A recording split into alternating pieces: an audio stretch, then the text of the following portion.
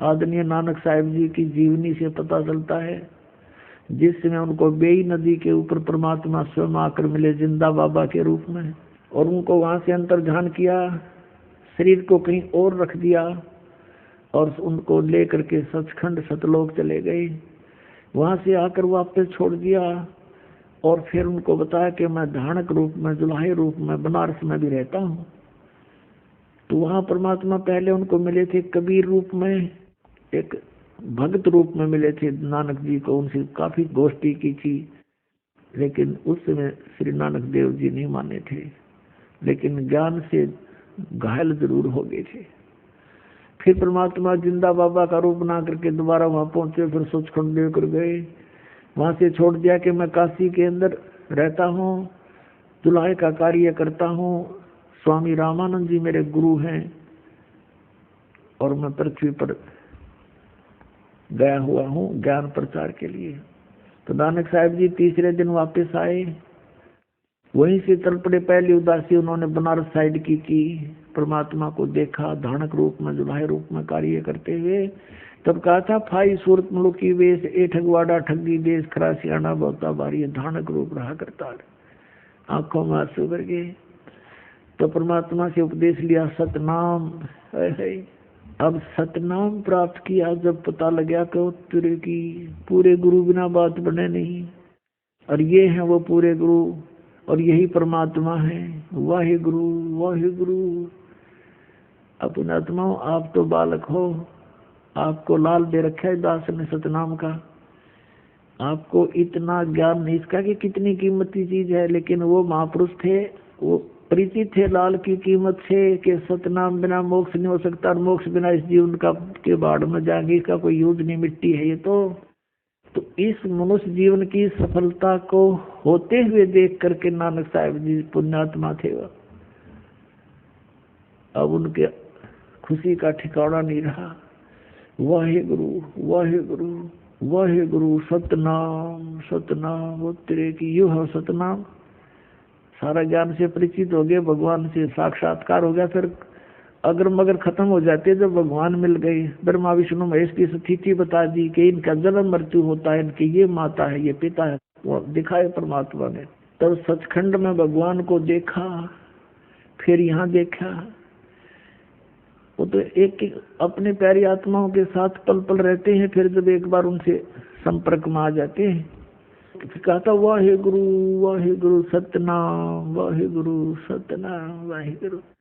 अब परमात्मा ने उनको कसम दिला दी थी, प्रतिज्ञा दिला दी थी इन महापुरुषों को जिनको वो मिले थे। ये सतनाम दिया था कि कसम है तुमको, आप जाप करो लेकिन किसी को आगे मत बताना। ये मंत्र 2 अक्षर का है, जिसमें एक ओम मंत्र है और दूसरा तत्व है जो सांकेतिक है। इनको कसम दिला दी थी, धर्मदास मेरी लाख दुआई, ये मूल ज्ञान की दबार न जाए। ये मूल ज्ञान के अंदर ये सतनाम और सारनाम दोनों आते हैं, और पूरा ज्ञान आता है जातम। फिर आखिर में ये कहा है कि धर्मदास मोरी लाख दुहाई, ये सार शब्द की दबार न जाए। परमात्मा कहते हैं कि सोहम शब्द हम जग में लाए और सार शब्द हमने गुप्त छिपाए। सार शब्द का तो अब तक किसी को भनक भी नहीं लगने दी भगवान ने, लेकिन सतनाम का उन महापुरुषों के द्वारा प्रकाश अवश्य करा दिया था। लेकिन उनको मना कर दिया था कि अभी किसी को प्रदान मत करना।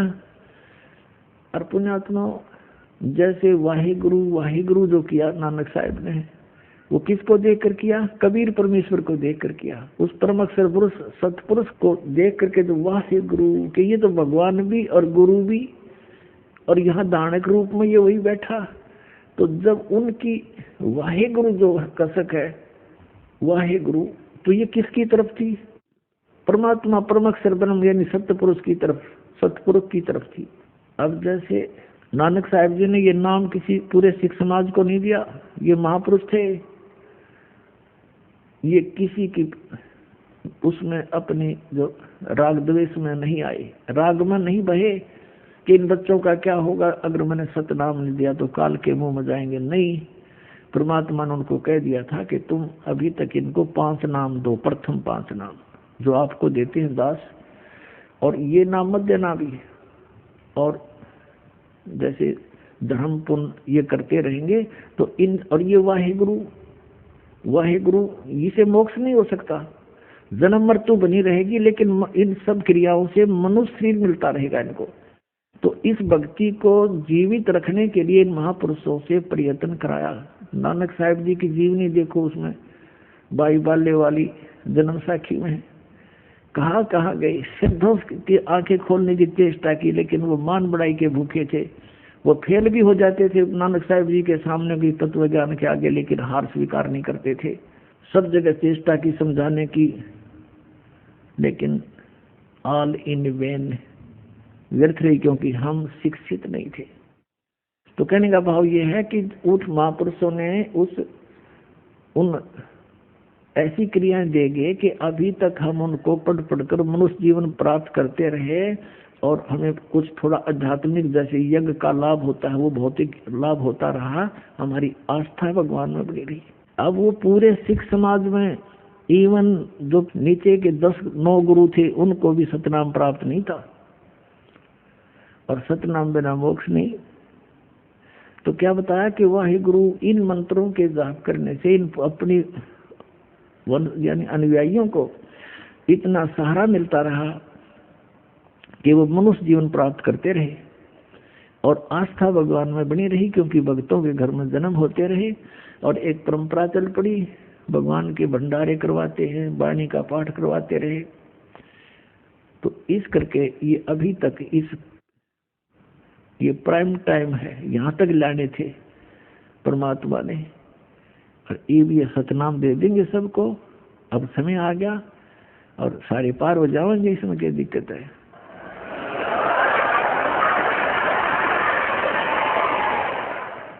तो क्या बताया था उन्होंने, वाहेगुरु वाहेगुरु।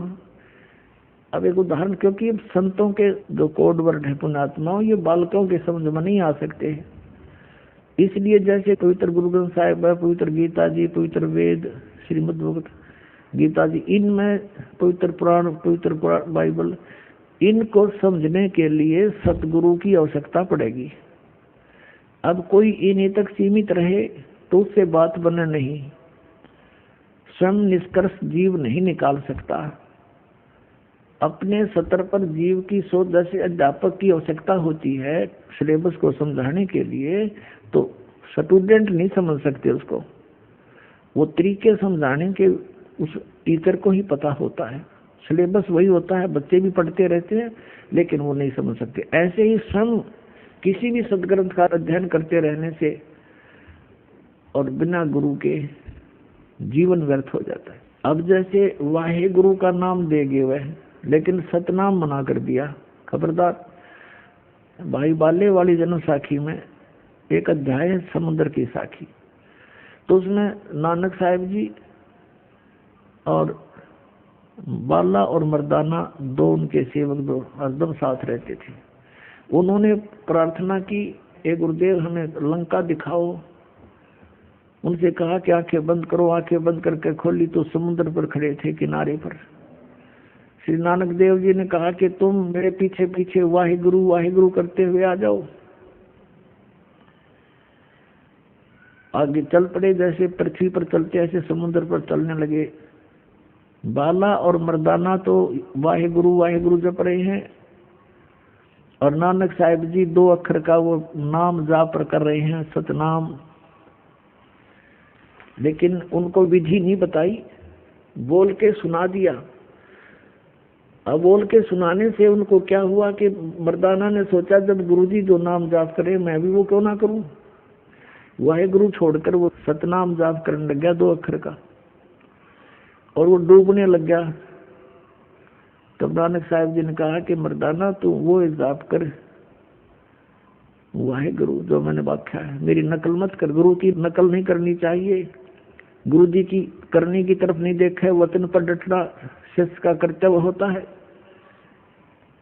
अब फिर उसने वाहेगुरु शुरू किया तो वो फिर जल पर थल की तरह चलने लगा।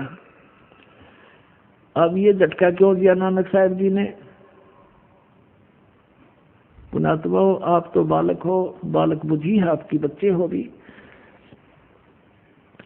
ये इसलिए झटका दिया था कि यदि इस सतनाम का भेद खुल गया, 2 अक्षर के का, काल के दूत काल भेजेगा, क्योंकि वो ठीक का समय अभी दूर है। ये है वो ठीक का समय। 1951 से जो ठीक का समय शुरू हुआ है ना, सोच लो, दास का जन्म हुआ जब से